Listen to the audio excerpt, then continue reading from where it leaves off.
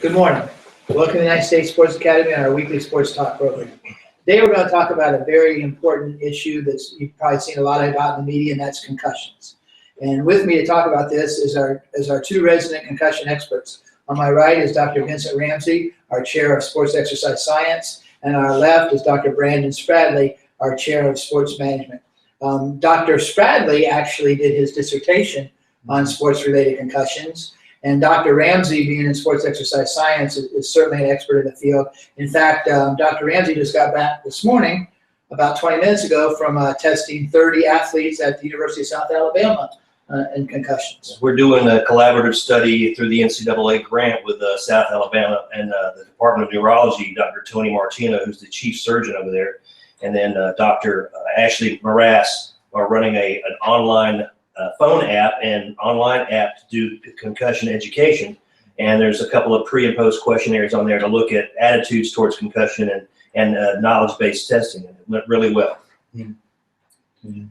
I think that'll be an exciting program as well. I mean, with this partnership with the University of South Alabama, we're looking to implement it in the Mobile County public high schools, 12 high schools in Mobile County. And if this goes and if we can make it sustainable for years, I think it'll be a big program that we can do for many years. We'll at least be able to carry it through the state of Alabama, and it's got national implications because everybody, one of the things they're asking is how well it's perceived and what people think, and everybody's like, this is really wonderful. It's a lot better than some of the other educational components that are out there online. And it's really a comprehensive program because you see a lot of programs out there and some only focus on education, but this one focuses on education. Then you have the component where we're actually doing neurocognitive testing, baseline testing.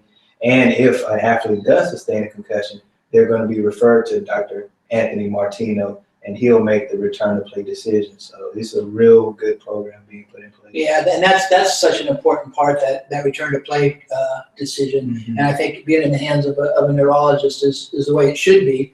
I was talking to some folks a couple weeks ago, and they said basically, I can't remember what county he was from, but it had to be an MD. It could be a gynecologist or a family practice guy. Right. As long as a medical doctor signed off on it, the kids could go back to play. And I think you guys are the experts, but I have a lot of my students write about concussions, so all I know is what I read from them. But it seems to me that it's extremely important to have that return to play decision made correctly, because it seems like the second one is much worse than the first one. Well, you have a much higher rate of getting a concussion, the second concussion, if you had one. If you had two, then the percentage of possibility goes up even higher. And when you start about 3 or 4 or 5 concussions, I mean, it takes only a thump on the head before you have TBI. Mm-hmm. So one of the problems with concussion education at the elementary school and high school level is access. Although a lot of the administrators and ADs and coaches, they all think it's a fantastic idea, actually being able to get into the school to provide education is very difficult because the principals and the administrators are loath for some reason to let people into the school to provide even free education. So, what is the option? What are the options? How do you get around that or supersede that? And 2 years ago, Brandon received a grant to help with the concussion education, and he ran into the same thing here in Baldwin County of just trying to get in schools. So we ended up going out to the youth football program. So why don't you tell me a little bit about what we did there? Yeah, there was a grant through the Association of Applied Sports Psychology, and basically what it was going into high schools, middle schools, and youth sport programs, educating the coaches and athletes about concussions. And we use this removed from play screening tool called the King-Devitt test, which we'll get into a little bit later. But with the grant, we were able to give those schools and those programs the King-Devitt testing toolkit and teach them how to use it so they can implement it for the years to come.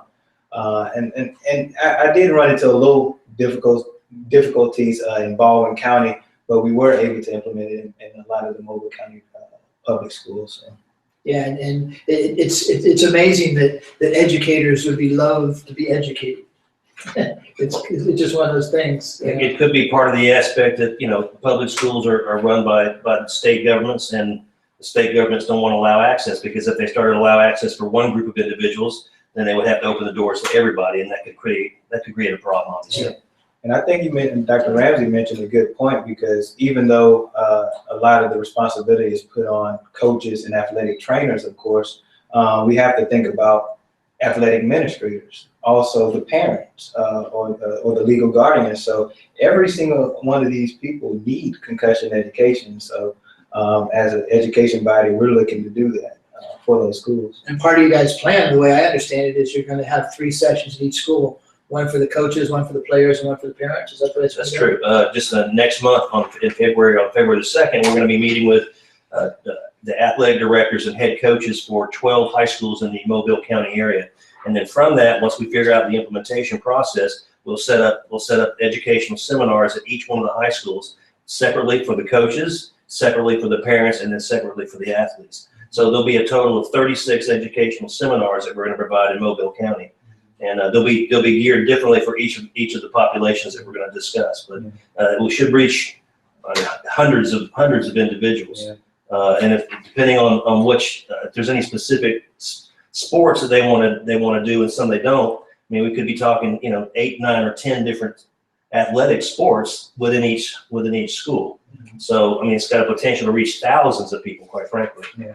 For those of you out there who are like me and don't know nearly as much about concussions as these 2 gentlemen do, I want to point out that we have a course on our website. It's a free course called CER 500 Sports Related Concussions. If you go to the website and click on free courses, you can access the course. You can go in there. There's 5 units. You can take a look at all the important stuff that you need to know about concussions from a layperson standpoint, like myself, or some of you folks out there who may not be experts, like Dr. Sprouty and Dr. Ramsey, and take advantage of that free course and take a look at what's out there as far as concussions go.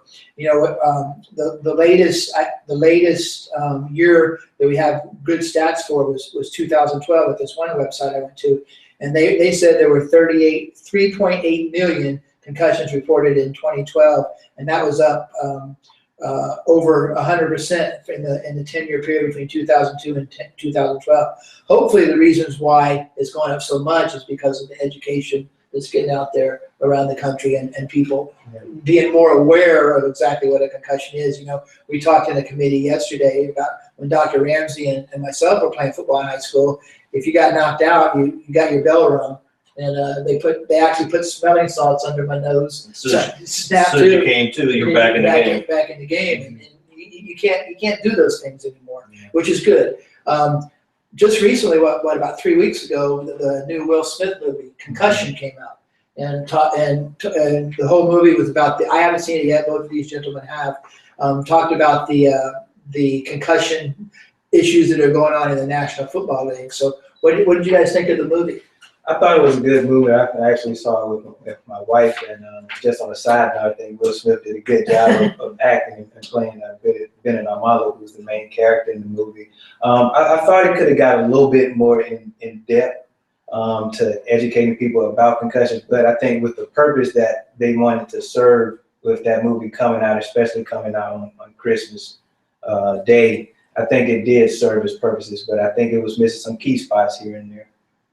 Now, the findings that of chronic traumatic encephaly that Dr. Omalu found was kind of by accident, because and it was from Mike Webster, who was the center for the Pittsburgh Steelers back in the 70s and 80s, great football player. He died tragically at 54, I think. He was really young, and the symptoms and the signs and symptoms and the physiology of his brain just didn't match somebody of that age. And so Dr. Omalu did the research, did the autopsies, and found tau proteins built up in the head. From what he estimated was he had experienced 70,000 hits to the head during his football playing career.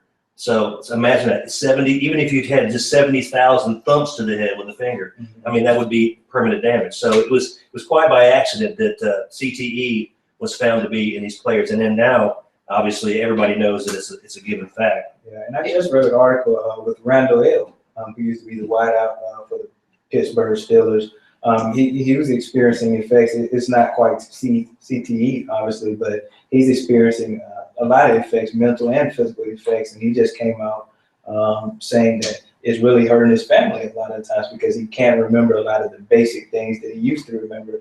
And he even went to say that he wished he never played football. He wished he would have played baseball instead. Obviously, he loves the game, but he went along to say that. So you just see how it affects not only the athlete, but the families of the athletes. Yeah, we had the kid, what's his name, Chris Norland from the San Francisco 49ers. Oh, the 25-year-old kid that said, I'm not playing this Yeah, anymore. he played 1 year. He was like one of the best defensive rookies of the year that year. And then at the end of his first season, he just said, you know what, I want to be cognizant at 50 years old and live a full life, and just walked away from it, which was, I think that kind of shocked a lot of people. One of the things that one of the other data points here is that 47% of all related sports concussions occurred during high school football. And what's interesting is that about a third of those actually occurred during practice. You know, we all saw the headlines last year. There were, I believe, 7 high school football players who died during the season. And I think with all the publicity about concussions over the last couple of years, I think a lot of people assumed that those were all concussion related. But in actuality, only one of them was caused by a hit to the head and the resulting concussion. All the rest of them were congenital issues, mostly heart problems. And there was one kid who had a ruptured spleen. So even though concussions is, I even heard some guys on local channel sports talk about all the high school players that were dying from concussions around the country, and the reality is only one of the 7 was concussion related. So you got to make sure you get your facts straight. Concussions are a horrible thing, but in this case, it was a little overblown. Another thing that's important to point out, I think, is that we said 47% of reported concussions were during football, but there's also a lot of concussions in a lot of other sports. Mm-hmm.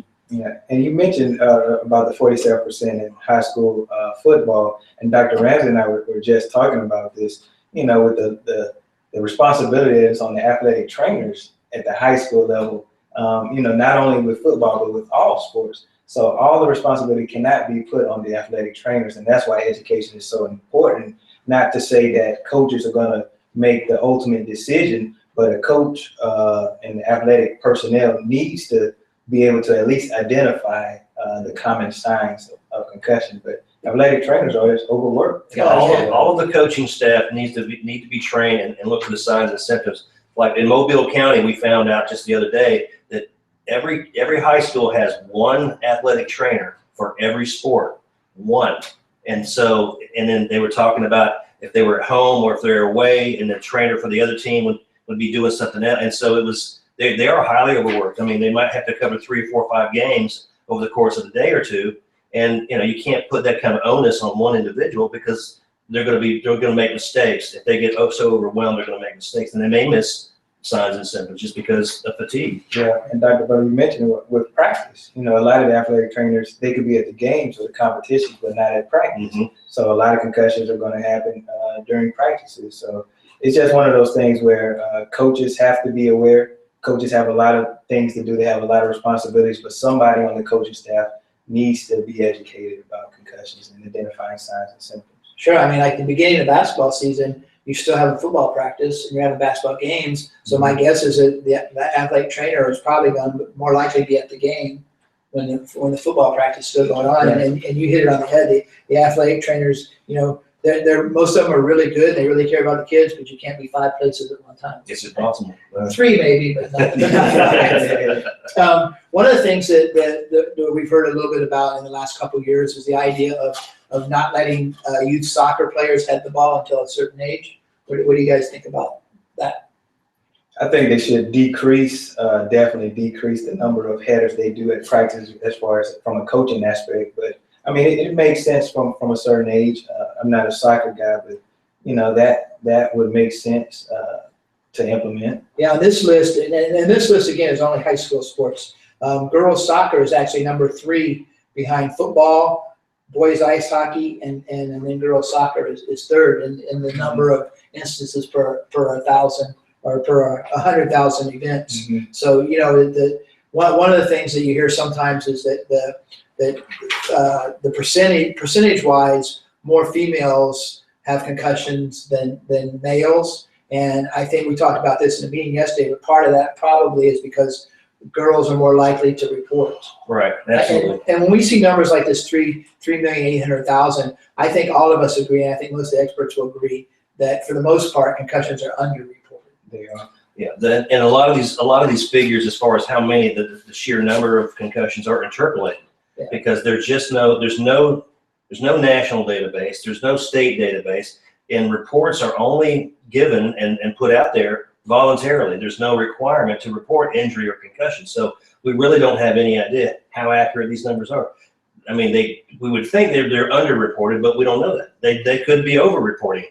I mean, with these numbers. So without a database, we just don't know. And that's one of the things we'd like to do through the NCAA is to start creating a database and seeing if all these figures are even close to being correct. Yeah. So. And that's why educating the athletes are so important, because just as you mentioned, female athletes are more so willing to report the concussions. And if we could get the athletes to come to a point to where if they're having a headache or experiencing some type of sign or symptom of concussion, if they would go to the coach or go to the athletes, that would make it a much easier process, because there's some good screening tools and assessments out there, and there's some good athletic trainers out there. But if you could start with the athlete and they're reporting these signs and symptoms and saying, hey, something isn't right, that's where we can get to a point where we're really going to find out if that athlete has concussion. And I think the approach you guys are taking with the University of South Alabama, as we wrap this up here, is important, because what you just said, if the players are educated but the coaches aren't,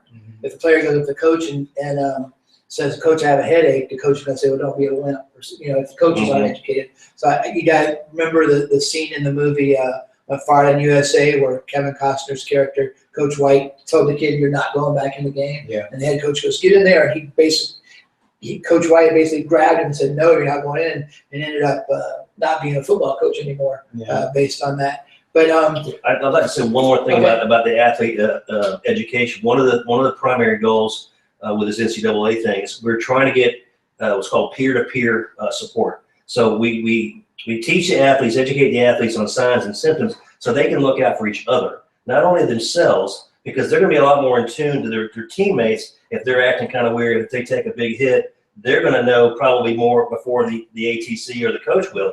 And so the athletes need to take care of each other and say, "Look, man, you just took a big hit. You're looking a little fuzzy. Maybe you should go to the sideline." And so that's, I think that's an important component too. I agree.